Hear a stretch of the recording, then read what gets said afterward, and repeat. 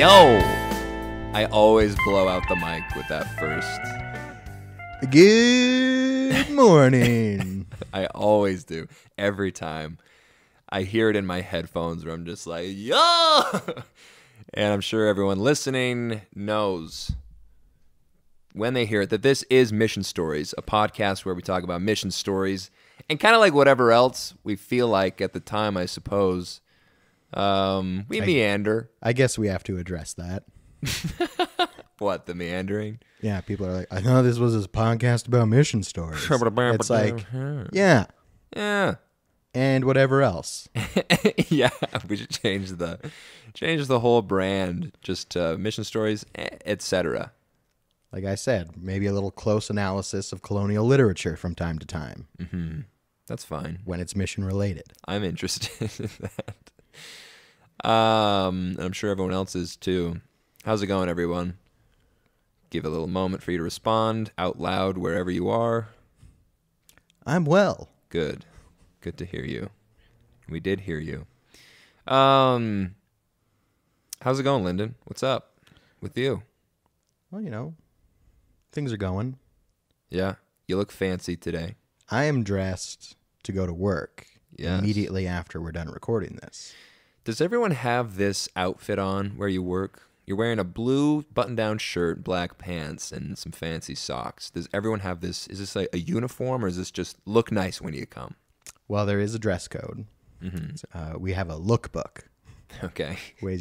Basically, it's everyone does have to wear black pants of some sort. Yes. And then the men have to wear some shirt with a collar. Okay. And it can be white, black, or any shade of blue. I see. So I'm just like, perfect. And a solid print. So I'm like, well, I'm a man who has blue and white solid print collared shirts. Therefore, I will wear them. And that's all I wear. And that's how that got solved. Well, you look good, and you look like you're feeling good. Is that a weird way to phrase that? You look like you're feeling good. Oh, let me tell you. Well, here's a little backstory. Okay. Last night, for the listeners, yes, we're at Denny's, enjoying a meal with friends and acquaintances. And this kind of relates, you were talking about you had a companion that you had for like 6 months, and you guys got sick of each other. Yes. And I know we're totally going to get sick of each other already, because we're sitting at Denny's, and naturally, no one asks us about the podcast, but we bring it up. And people are like, oh, Lyndon, tell us the story from the podcast that you guys had to take down. And I'm like, oh, I don't know if I should do that, but I guess you're pulling my arm. Yeah. Here we go. Here's the thing with that I didn't mention last night. I was so surprised at your ability to retell the story with almost all of the exact same beats intact. It was kind of a sight to see. And I almost like started to chime in with the bits, like they were in my mind. It's like, oh, this is when I said this. This is when I said that. So it was quite impressive. Yeah, so Lyndon went through the whole story. But the point is, halfway through, Troy stands up. He's like, I'm going. Well, you got into the llama part, I think. And I had heard that story. I've heard that story probably 7 times now. Right. So that's just from listening to it and re-listening to it and editing it, and the first time I heard it, and I think once I was like, okay. When I saw the beats coming, that's when I was like. Plus, it was like 1 a.m. too. Yeah. So now Troy and I can't go out with each other in public. Yeah. It's like we can hang out alone. Yes. We can do the podcast, but we can't be together in a group, or else we're just going to tell our stories that we have down to a T. And I'm just sitting there waiting for Troy to cue in when he's supposed to. And he's just like, I got to go to bed. I was in a bad physical position at that table too. I was kind of like hidden from everyone. I was like at the edge of the action. And so the few times I would chime in, I don't know if anyone heard me or if they were just like, this is not funny. Let's not encourage him. And which is fair. And so yeah, no, it was interesting to listen to other people sort of react live to the story and like the different beats to it. When I first heard sort of the big punchline to that story, which I mean, this is only applicable to if you've heard the story, but the folding up like a cheap lawn chair. Yeah. It's interesting to hear because I lost my mind the first time I heard that. I thought that was the funniest little stinger at the end of the story. You're the only person that's ever lost their mind to that, by the way. Yeah, I'm an insane man. Yeah, no, everyone else sort of is like they don't know what to do with that line. Basically, it's I guess I kind of lost it the first time I heard it. Yeah, it's funny. It's a funny thing. But the point is, I had to go home immediately after we finished telling that story. Pop a melly, as I call him, a little melatonin, because I was like, I have to go to sleep right now. Yeah. So I can wake up and go do this podcast. Yeah, we did some planning at Denny's last night, which is more than we sometimes read, always, never do. So we have some stories kind of curated we want to tell, just kind of like get through them. Sadly, we might add, no emails this week. But I guess shout out to all the moms. Mother's Day. All right, yes. I dedicate this podcast to my mother and yours.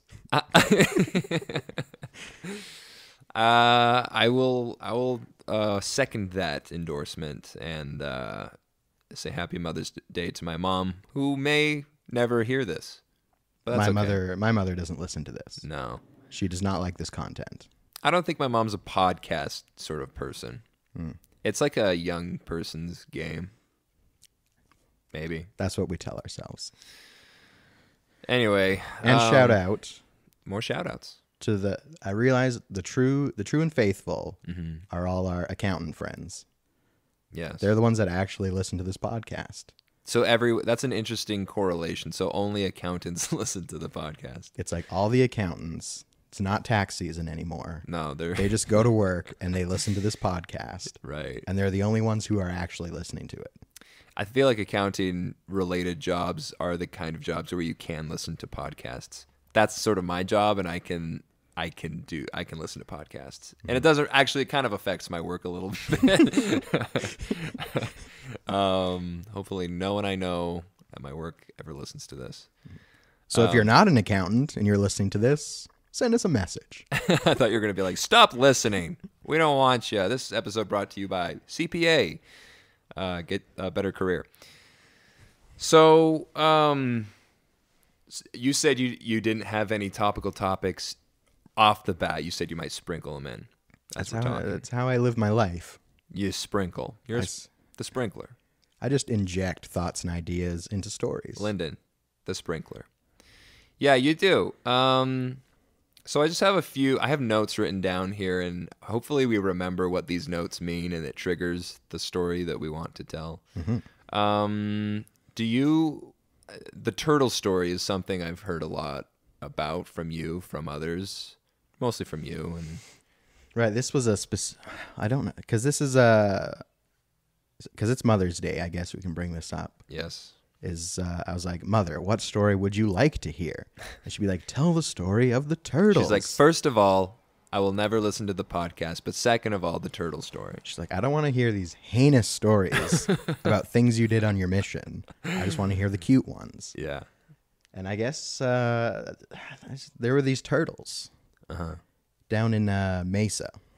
Okay. And we would drive Dobson Ranch for people from Mesa. They'll be like, I know Dobson Ranch. Dobson Ranch. That's a neighborhood in Mesa. We love that place. And we would ride our bikes down this road, Dobson Road, I believe. Dobson Road. And Shout out Dobson Road. Yeah. And there was a pond. And this blew my mind as a little country bumpkin from Alberta. There was like a little island, like an artificial island built into this pond. Yeah. Where turtles would go to sun themselves. Oh. And in my mind, I'm like, turtles don't exist in the wild. Turtles are like this exotic species that lives in zoos. Yeah. Or maybe under rocks. In the Caribbean. I don't know. But in their shells. But it's like I would ride past these little turtles just living their lives. And it would always brighten my day to like see these turtles and just being like, look at them turtling away. They're turtles. Yeah. And so that's the first instance of where I was just like, these blessed turtles. That is a cute story. And then the other one, There's more. I had a ward missionary in Tempe, and he was an interesting fella. Sorry, I'm just imagining like the second half of this story is you smashing the turtles with a hammer or something. It's like, then I went crazy. And I cuddled the turtles so hard, I squeezed them right out of their shell. It's like, is that of Mice and Men or something? Spoiler alert for Of Mice and Men, bro. Or Grapes of Wrath? Is that? Grapes of Wrath. Yeah. Some John Steinbeck. This is our post-colonial literature analysis. Yes. We've shifted now. But just to keep our up. ward missionary, he kept, I don't even think they were turtles. I think they were tortoises. But he would keep them in his backyard, and we'd feed them lettuce and take pictures of them, and everyone thought it was so cute. Just another thing to like brighten my day. I was like, come here, little tortoise. My miserable day. I was like, eat some lettuce, tortoise. May your joy transfer to me. Stave off my misery, tortoise. My dear tortoise. Yeah, watching turtles eat is probably the cutest thing I've ever seen. There's something so, like, watching a turtle eat a strawberry. Have you ever seen that? Oh, yeah. Oh, Just massacring the strawberry. yeah. No creature has enjoyed a strawberry quite so much like those little turtles do. So, yeah. Truly. Lessons to be learned from turtles. Okay, so that was the turtle story. Yeah. That wasn't really that sort of falls in line a little bit with like our old dog stories, which I still kind of want to retell. I mean, a few people heard them, not today though. No, because I mean, people are going to be like, these so again. Lyndon was made happy by turtles. Yeah, I love your short synopses of stories. Lyndon was made happy by turtles. This podcast could be like 5 minutes long. Go through our whole missions. Troy was chased by an aggressive dog. Lyndon was made happy by turtles. The end. We came home and life's never been the same. But, I got my mother better listen to this now. She better. You better refer. Yeah, we'll keep it like mom friendly this time.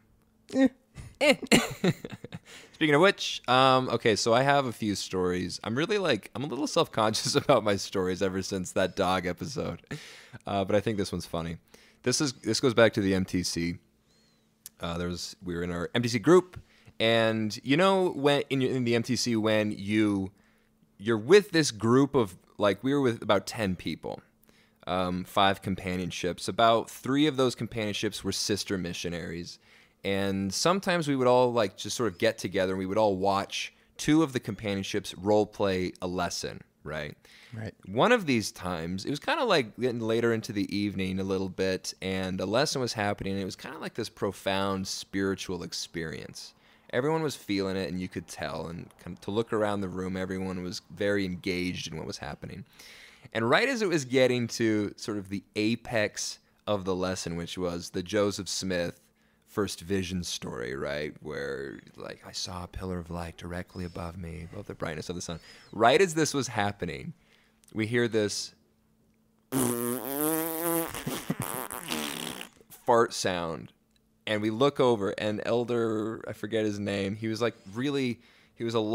tall man, a fatter man, so he just looked sort of just funny off the bat, and he's farted. And he's like just kind of looking around wide-eyed at everyone. And then he starts to laugh.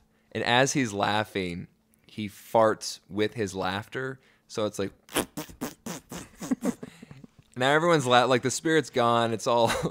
the mood is broken.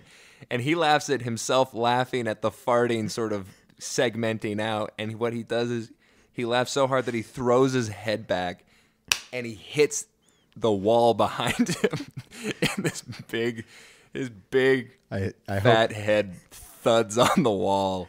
I hope he crumpled up unconscious. It just folds up like a cheap lawn chair. So that was kind of a funny time. Everyone laughed, and the role play ended successfully in a baptism. So that was good. Well, that reminds me. I think someone requested the district videos. Oh, yeah. Talking about that. So my throw in my little MTC 2 cents was the district leader from the district. Yeah. was actually an MTC instructor in the classroom next door to us. Oh, And we were always like, oh my gosh, can we go over and say hi? And my instructor was like, no, leave him alone. Like, he was just like upset that he was a celebrity. Which one was that? Was that like the Tongan guy or something? Yeah. He's like a Polynesian dude. And we were like, oh, why couldn't we be in his? We like him. He's in the movies. Yeah, those movies are pretty. Were they? Yeah. Okay. I'm sure. I'm thinking of the second round of the District films, which came out sort of last 6 months of our missions, or my mission. But yeah, no, they had those in the MTC with us, didn't they? Yeah. And they showed us just these horrible. Do you think those were scripted?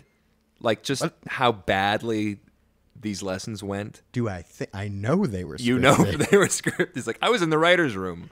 We were coming up with the bits. Well, I just remember watching it in the MTC. I'm like, this is so glorious. I love the District. This is going to be me sometime.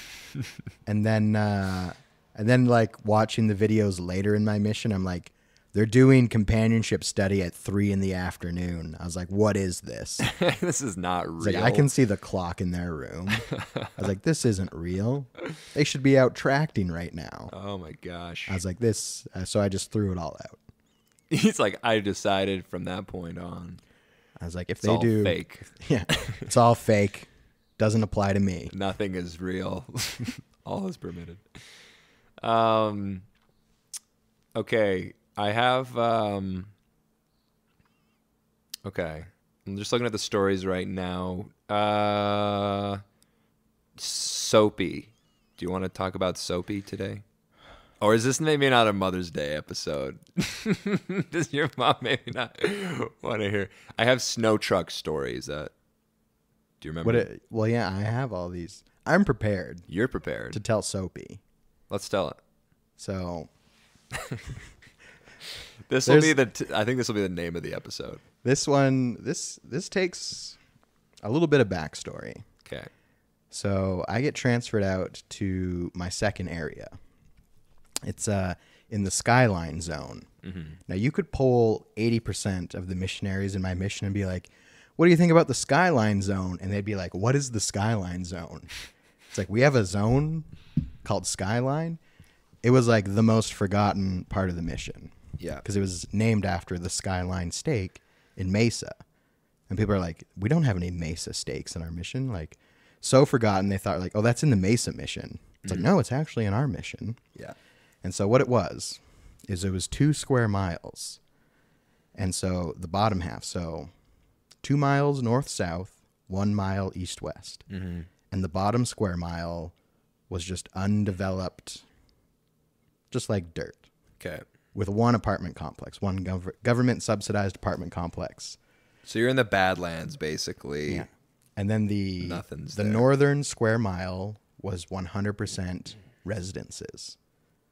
It was just, there was nothing.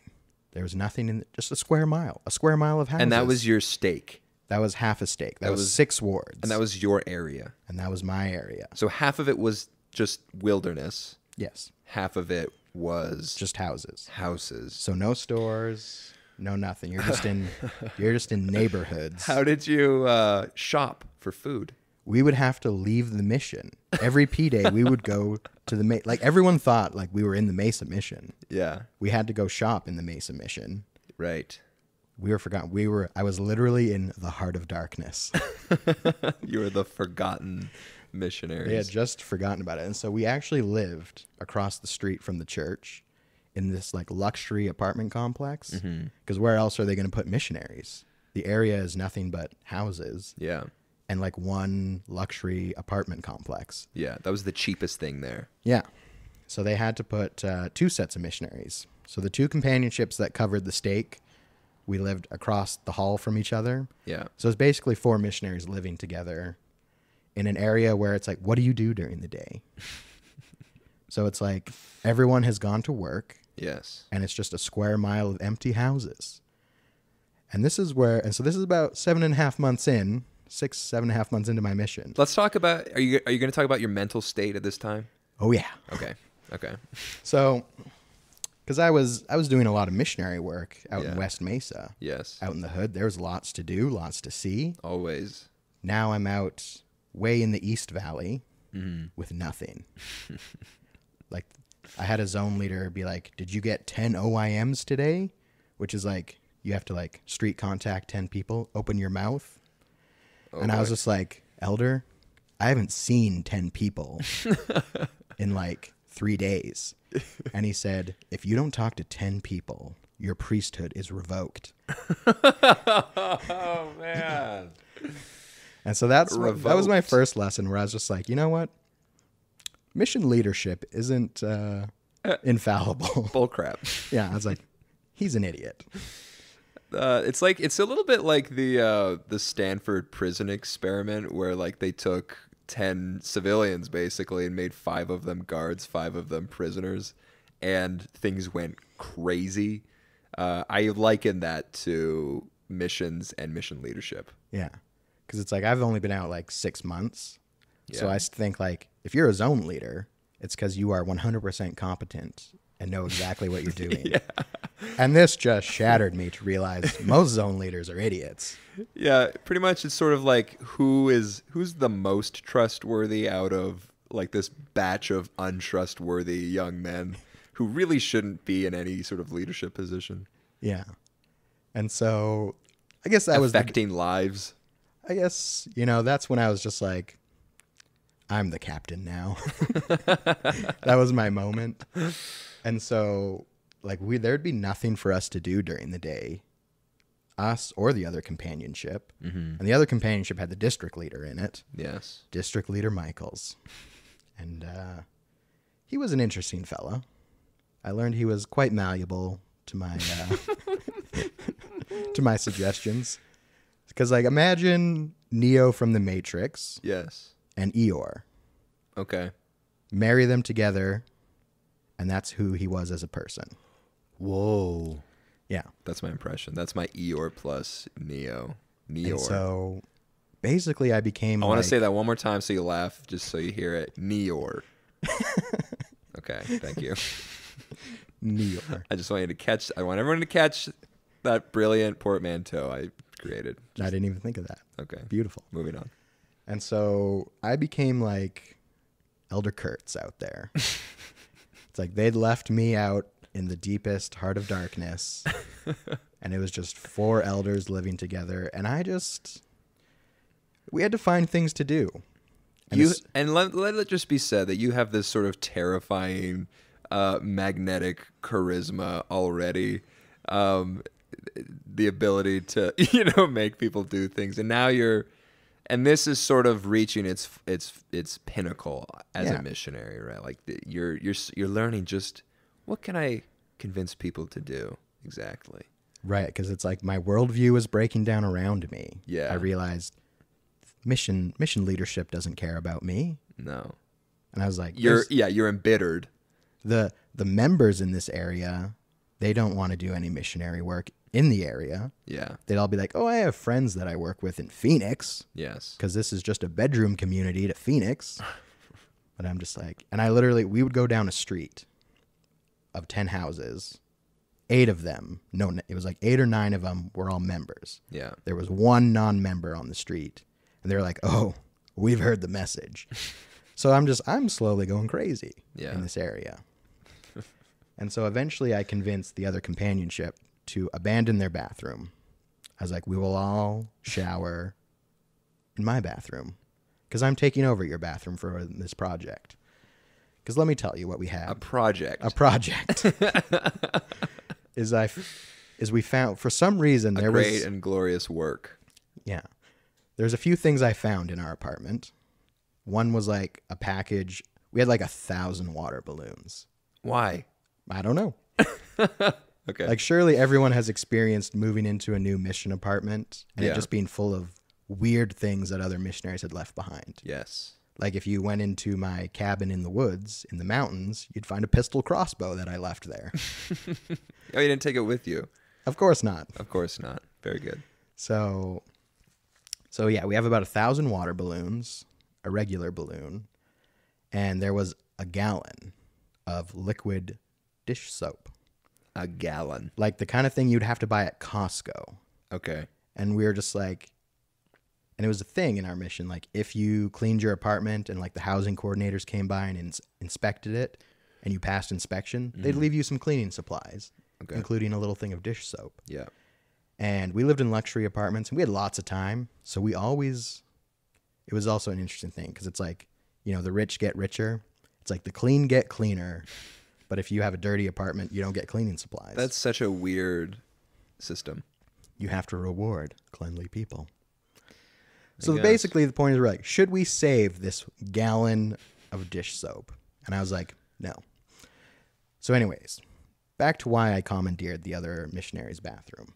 Yes. Is it became like a project throughout the day. I would start filling up water balloons and filling the other missionary's bathtub with them until I had like 1,000 water balloons. 1,000 water balloons. What's the time frame, start to finish, this project? How long did it take?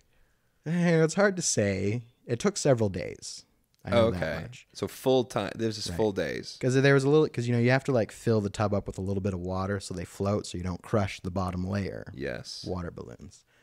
And the lord of the water balloons was this one regular tie-dyed balloon called Soapy.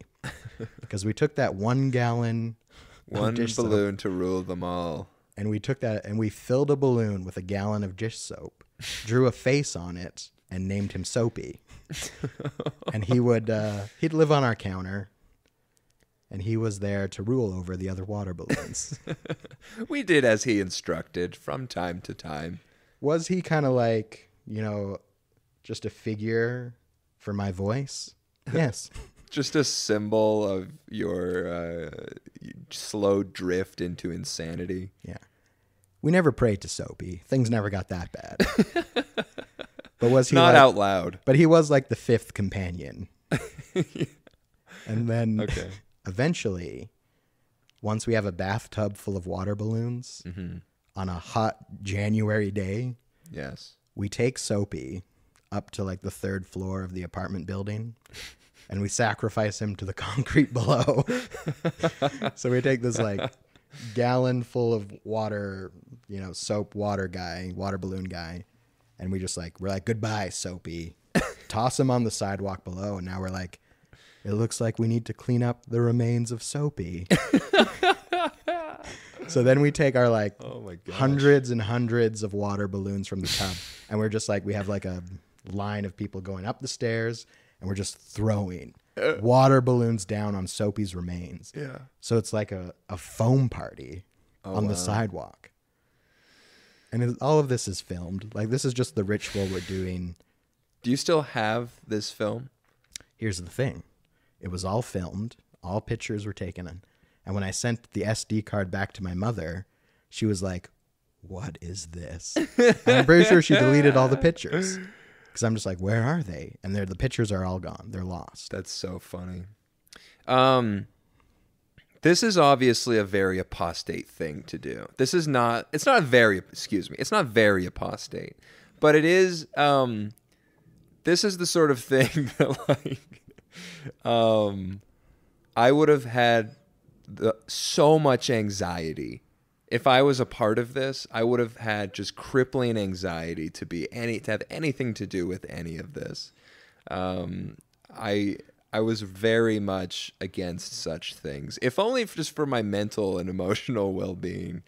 I was very guilt-centric, and so I gotta ask, because I think something people have asked today, or what they've said is, how do these affect us today? Was this a turning point for you in your life? Have you gleaned anything from Soapy, or from like, because you said like your worldview is breaking down, and I think that's sort of like in the hero's journey, or maybe it's, I don't know, the villain's journey or something.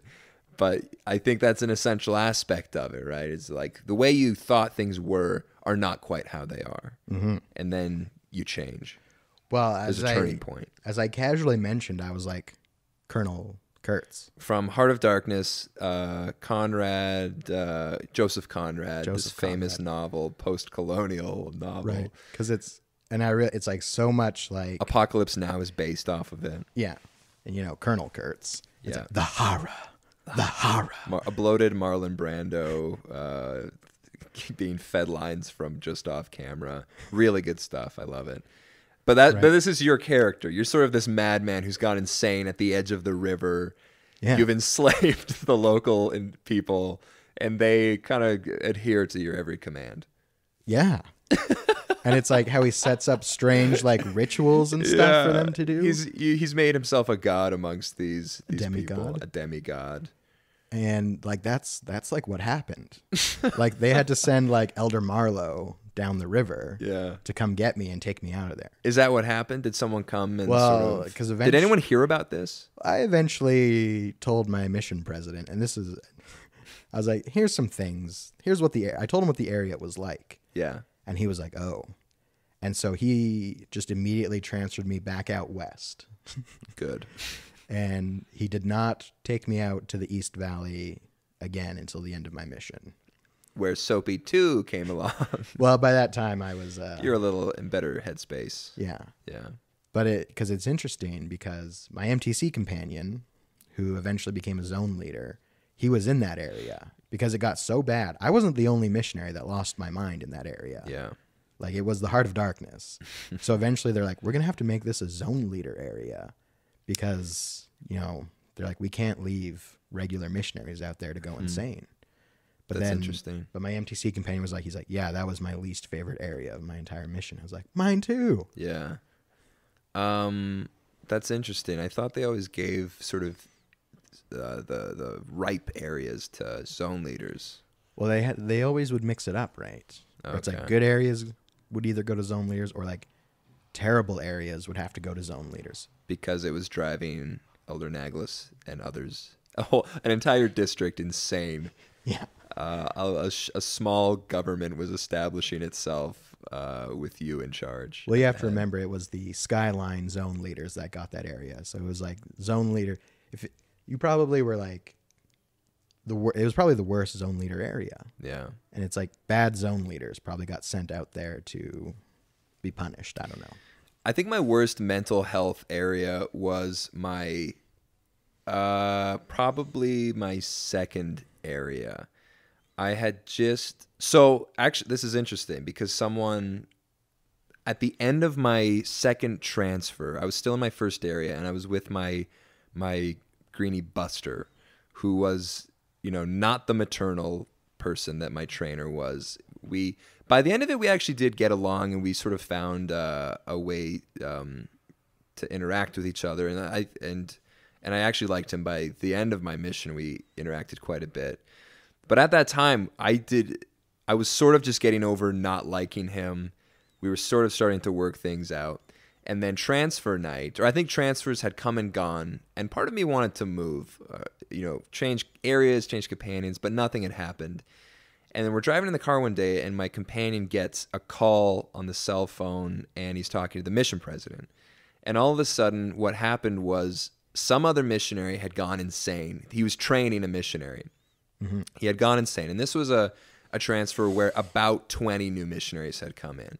And so I think they had really started to scrape the bottom of the barrel in terms of trainers. And they're like, we literally just don't have enough people. Let's get this guy. And so let's give him a go. And it went horribly wrong because I think he had just cracked or something. The trainer of this other missionary, he would just sit on the edge of the bed and just sort of sit there for an hour or two. And his trainee was quite, he's a very enthusiastic guy. He wanted to work and everything, and so he was the one who called president and was like, "Get me out of here, get me someone else." His name is Elder Barnes. He was a great companion. So anyway, what happened was they took this troubled trainer and put him with my current companion. And then a little menage a trois. They did a little switch. Well, they did a switcheroo. Oh, a switch. So they took me, and as I said, they were scraping the bottom of the barrel here. They're like, we don't know what else to do. What's the better situation? Because they needed my companion to sort of shepherd this guy who was in trouble. Finish training him. Yeah. Well, no, I was the one who trained the brand new missionary. But you were still with your breaker, your greenie buster. I went from my greenie buster to training a brand new missionary. And the trainer who had a breakdown, they put him with my former companion. Wow. With my greenie buster. Because I guess the idea was that, like,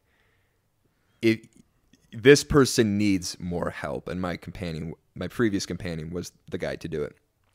And they're like, I guess we can just put if two young missionaries are going to just be together, they're going to work.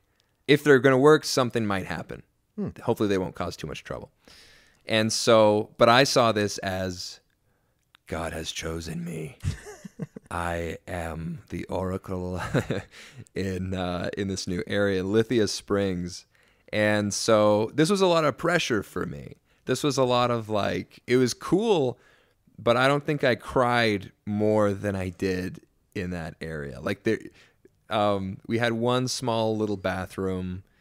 We lived in, God, this is a funny place, actually. We lived with these members. We lived in sort of a basement suite with these members. And the guy, his name was Brother Ledford, and he had like garments that came down past his knees, like those garments. Huh. And he would wear short shorts like all the time. So his outfit was always like short shorts, garments stretched down past the knee. I don't like that. I didn't like it either. And he had like this weight set in his garage, and which was kind of cool because we would like work out in the morning. And my companion was like this big, like brawny dude. He was like this power lifter and like a football champ and everything. And so he kind of was like my personal trainer. But I remember like this Brother Ledford guy, he was like, you know what I used to do? I used to take the bar, and when I do my squats, I would set it on this hump on the back of my neck and let it rest there. And now I got this permanent hump in the back of my neck with a ridge where I can place the barbell. And he's like, touch it. And we're like, okay. And so we like feel this weird ridge and like his hump on the back of his neck. And he had this one of those Lance Armstrong bikes, you know, like $8,000 feather light. Carbon fiber frame. Carbon fiber. And he's like, yeah, this is Lance Armstrong's bike. You want to ride it?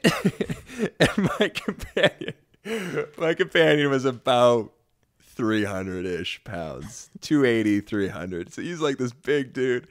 And I don't know if he allowed us to ride it, but like later on when he wasn't around, my companion would get on this like tiny little bike and just ride it around in front of the house.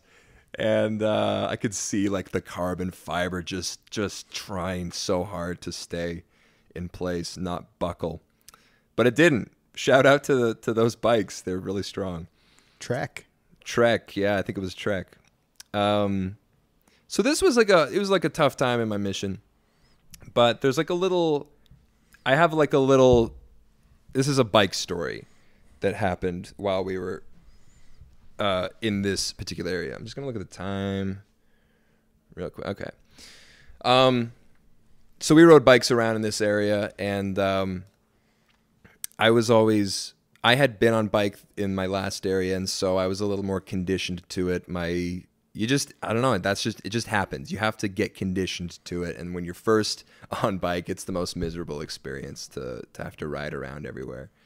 And so I was always ahead of him typically, and sometimes quite a bit ahead. And so in this one place and the thing about Georgia roads is that there's no sidewalks anywhere. Like it's a lot of it's like, it's paved roads and they're nice roads, but the edge of the road just drops off into a ditch on both sides, and then a few meters, and then just coniferous trees all the way back. Like it's such a weird claustrophobic experience to drive in Georgia. So I've seen The Walking Dead. I know what it's like. You know, yeah, that's exactly what it's like. And so we're biking down this road, and then we have to take a right turn. So I turn, and I get a little ways down the turn, and I turn around and I see that my companion is no longer with us.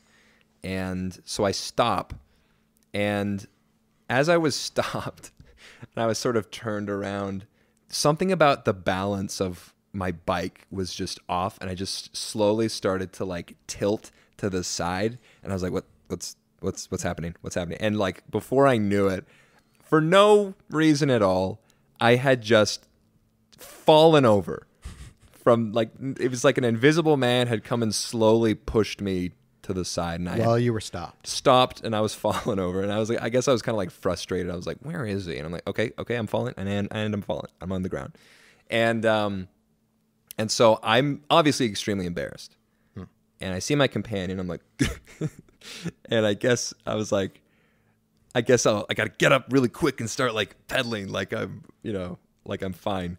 Cut to my companion was riding.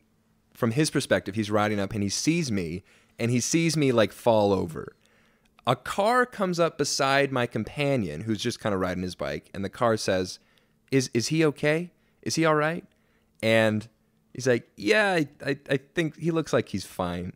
Meanwhile, back to me, I'm like embarrassed. I start riding my bike really fast, and I'm like, I was like, I want to be cool. I got to jump up onto the curb. So I'm like riding really fast, and I'm like, here I go. And I jump up onto the curb, and my tire gets caught between like the sidewalk that was there and the grass, and it gets wedged in there. Ooh. And I fly over the front of my bike, and I land on my head.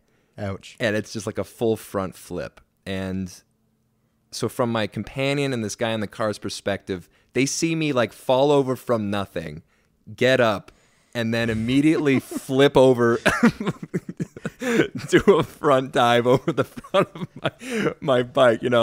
He's just like, is he okay? Yeah, no, I think he's whoosh.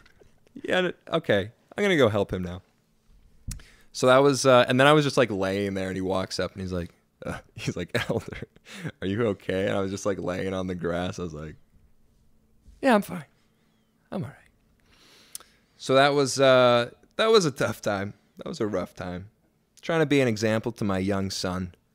Trying to work hard, planning till like 10:30 every single night. And why were you planning for so long? I just didn't know how to do it. Didn't know how to plan. Well, at least you were doing it. Yeah, I remember like by the end of my mission, I remember the last time I planned, I did a dance of joy. I did a little jig. It was like the happiest day of my life, where I didn't have to stay up and plan my every 15 minutes of the next day. You know what I would do to troll my junior companions that I didn't like? What's that? I would not plan. And I would plan in my head and just not write it down and memorize what we were going to do the next day. Right. And he'd be like, are we going to plan? I was like, go right ahead, Elder. And he'd be like, that's not my job. But every time we had interviews with the president, the APs would check your planner. Yeah. And so the day before we had interviews, I'd fill in my planner with all the plans we did. Retroactively. Yeah. I remember what we did. And I could just fill it in. And yeah. And I was my junior companion would be freaking out. He'd be like, please let me see your planner. Let me see it so I can fill it in. Let me copy your notes, Dad. And I'd be like, maybe if you were a little nicer to me. You were just this Machiavellian creature. I love the so previous conversations that we've had about our missions, we've often talked about how would we get along together as companions? Very poorly. Or how would we how would we have seen each other as missionaries? Because, who knows if we ever would have served together, but I'm sure we would have been in contact with each other. But yeah, because I was like this very fastidious, quite anal missionary. My planners were insane. Like they were, I had plans and backup plans for most of the day. Whenever there was like a free time, and we, of course the plan was just like go visit members. So it was just like put the name in and then you'd go, and hopefully like you could sort of waste some time traveling, Yeah. But anyway, yeah, that was my third transfer, second area. That was kind of Oh, okay. I have one more little story about that, about biking, in a tornado. We biked in a tornado. Yeah. So it's like the end of P Day, and we lived pretty close to I've got to think of the store name. It's like a Piggly Wiggly. No, it's like the nice version of like a this is gonna kill me. It was a nice grocery store, basically. Trader Joe's. No. Whole Foods. It was like a Whole Foods, yeah. Like a Whole Foods. Yeah. So we go, it's the end of P Day, but they're like, tornado warning, watch out. And we're like, I'd never been in a tornado before. Those are probably like a dime a dozen in Georgia. Where we were, yeah, there's like a tornado alley. There was a few, probably like 20 years ago now, there was like a tornado that went right through downtown Atlanta and like took some windows out and everything. But yeah, so in that particular area, that was sort of tornado alley, and I had never been in one, and so the sky looked fine. Like, it looked clear. It looked like a really nice day. And they're like, watch out, tornadoes are coming. Stay inside. And we're like, well, we need groceries, so let's go get some groceries. So we get on our bikes and go over to this place, and we've got our groceries. And while we're inside the grocery place, we just hear like thunderclaps and like, like the like on the roof of like hail and rain is now pouring down on the top of the roof. And we're like, okay, I guess there was a tornado. And so there was no like no touchdown, but this storm was insane. And so I remember just like we get to the edge, to the door with our bags, and we're on our bikes kind of under the thing. We're like, okay, well, let's go. Here we go. We're just biking in this intense wind and rain. And I remember as we were doing it, it was sort of like this climax of all of the pain and agony and frustration I'd felt all transfer. And I was just like screaming at the top of my lungs in the rain at God. It was like, in Forrest Gump when Lieutenant Dan, and he's like on the top of the thing. He's like, come on, God, is this the best you got? That's sort of what I was doing. I was like, come on, God. Except I was more like apologetic. I was like, I'm sorry, God, I'm a bad missionary. Don't kill us. Yeah, I feel like my mental health was something I never, in hindsight, it was like, yeah, I was not well for like a lot of that. Of course not. But anyway. It really makes me think, what we ought to do? What's that? We should do Heart of Darkness mission adaptation. Yeah. We have an Elder Kurtz, maybe set in like the 40s. He's like a zone leader out in some strange part of the mission. And they have to send him like telegrams about who's getting transferred, and he just like ignores them. Yeah. Or he sends down like some priest from the local ward. They're like, this isn't Elder Johnson. So then they find a plucky, disgraced former AP, Elder Marlowe. Yes. Oh, this would be good. And in order to, go back to his former glory, why he's a disgraced former AP, we'll hash that out. We'll figure that out. He goes down the river to get this Elder Kurtz. There were some disgraced former APs on my mission.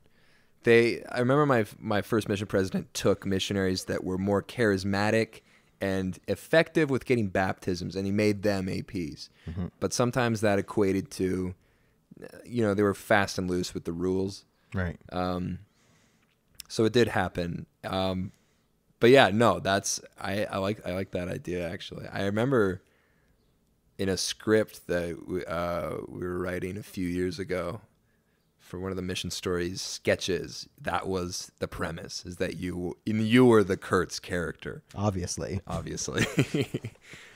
So we definitely should do that. I really want to do like a Goodfellas missionary mashup as well, and as to like be that, because the idea is that like when you're an AP, you're a made man. You're a made man. You live this sort of gangster life that no one else get. Because when you're a regular missionary, you're like a working stiff. You're a square, when you're an AP,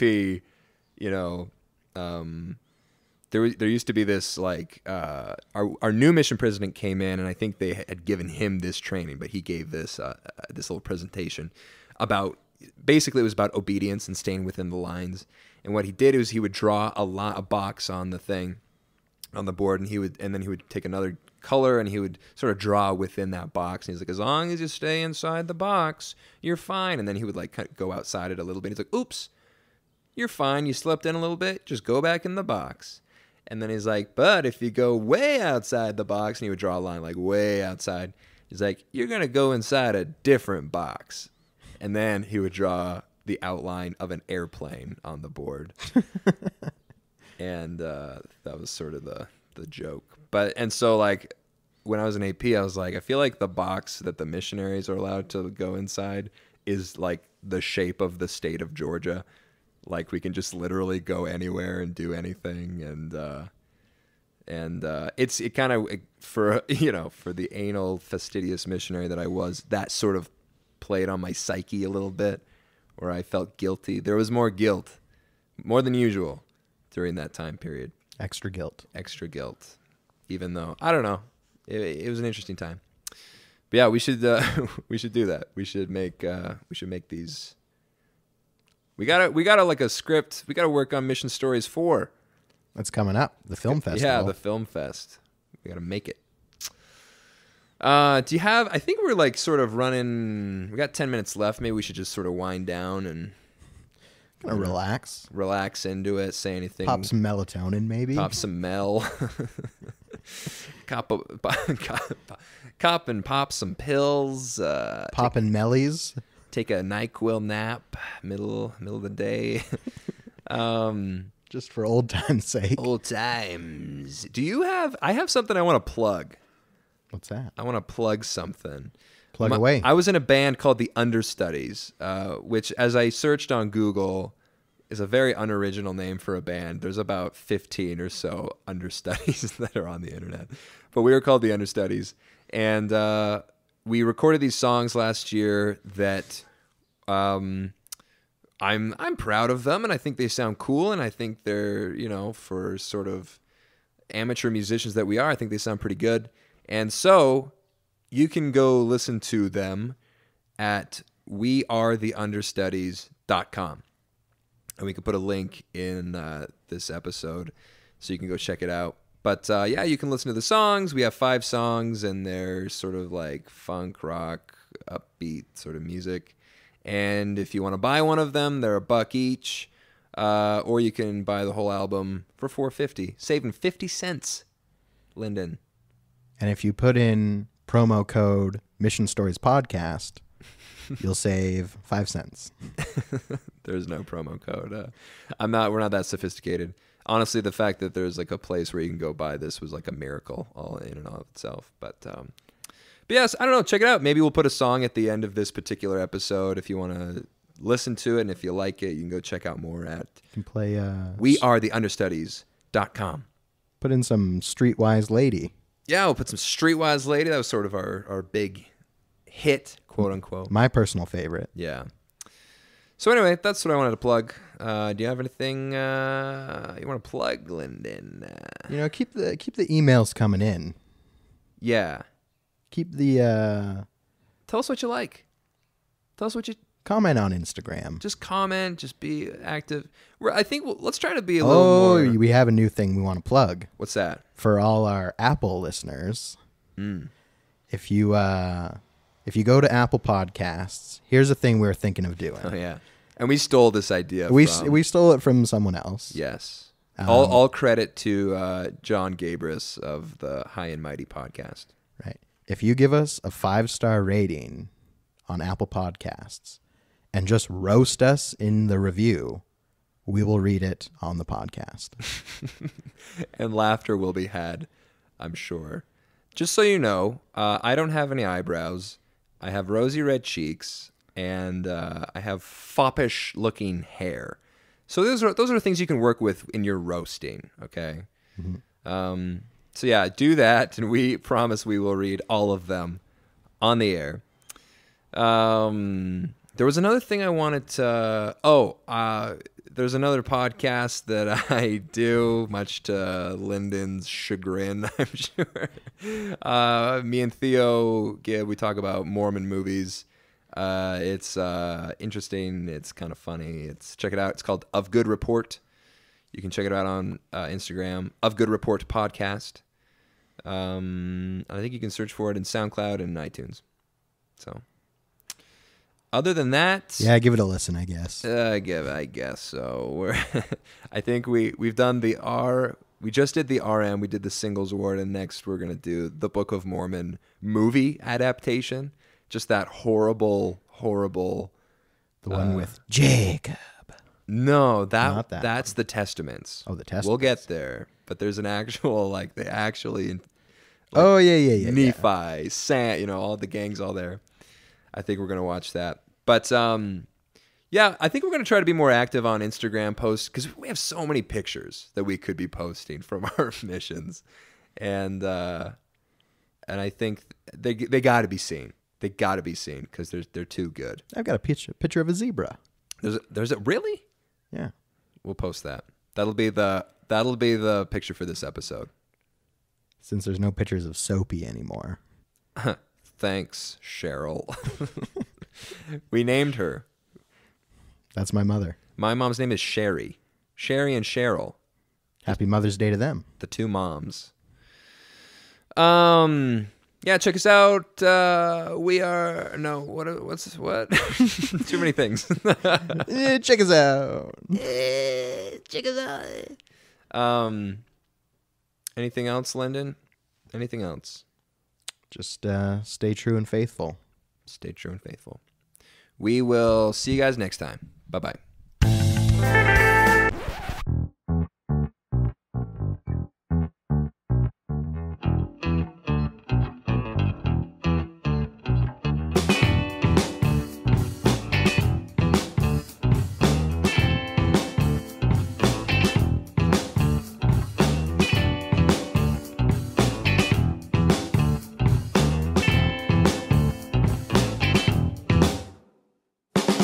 Undercover runner, deep side number. Another lover, ragamuffin, I'm a keeper. Kiss me, baby, I'm a white-top princess. She's a vision coming to and from you. Come on, baby, help me run for cover. Everybody knows she got your number.